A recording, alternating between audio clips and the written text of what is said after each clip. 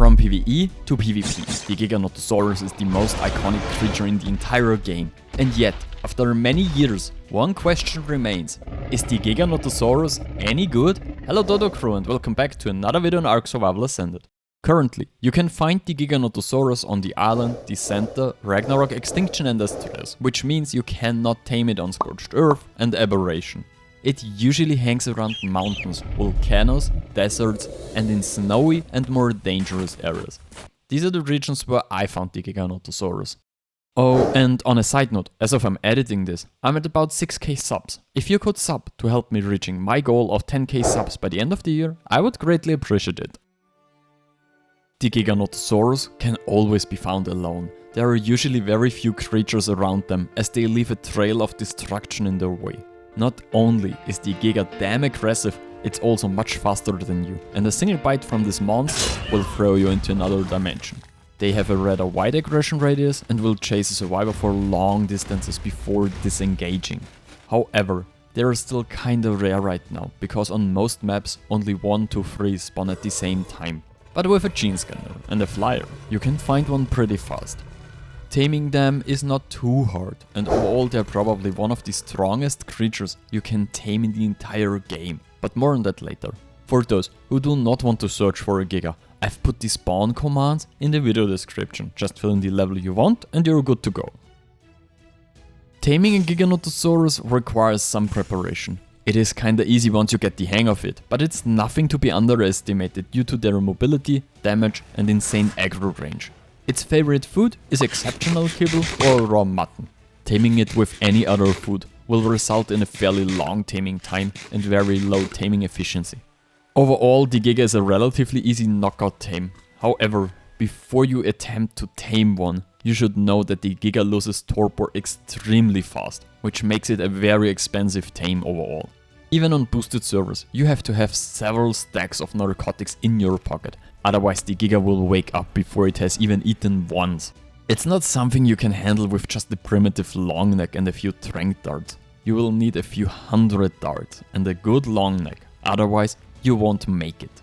With a bit of skill, it can be trapped fairly easy, and once it's in the trap, you can knock it out using trank arrows or trank darts. There are different types of traps you can use on a Giganotosaurus. These traps aren't quite as creative or effective as other ones, but they're quite easy to build and fairly straightforward to use. Most traps let you build a small cage from different structures in which you place large bear traps, with which you then hold the Giga. It is important that you use metal structures, as the Giga can destroy stone structures with just a few bites, and then will simply break out of your trap. Place the structures as shown, and after trapping the Giganotosaurus by running through the trap so it triggers the large bear trap, get behind the Giga and place some more billboards or metal gates. Pretty much all trap designs need you to draw the Giga's aggro and then run into the trap to catch the Giganotosaurus and then trank it from the outside. Taming a Giganotosaurus takes somewhat between 15 minutes up to 2 hours on one-time rates, which depends on the food you feed it and the server settings you're playing on. The Giga can only be ridden with a saddle that is unlocked very late in the game. If you need improved variants of the saddle, you have to look in caves, the desert or deep sea loot crates, as these are only dropped in high tier beacons. The jump puzzle on the center is probably the best way for this, as you can easily get high level saddles or blueprints there. Aside from its massive damage output, the Giganotosaurus doesn't offer much abilities. As one of the oldest creatures in the game and without ever receiving a TLC update, it really only has one ability, and even that's rarely useful. The Giganotosaurus has an enrage, which is triggered when it takes too much damage in a short time. After enraging, it will dismount its rider and cannot be controlled for a short time. From this point onwards, it will start attacking allied structures, creatures and players and destroying or killing them. Especially in PvP, this can be used when players have not hidden their Gigas well enough or placed them near their breeders. Especially in breeding areas, you can do a lot of damage with an enraged Giga, because it simply eats all its allies. The Giganotosaurus has several roles in my opinion. The Giganotosaurus' primary role is dealing massive damage, whether in PvE or PvP. Creatures and other players in raids will show instant respect when you show up with a Giga.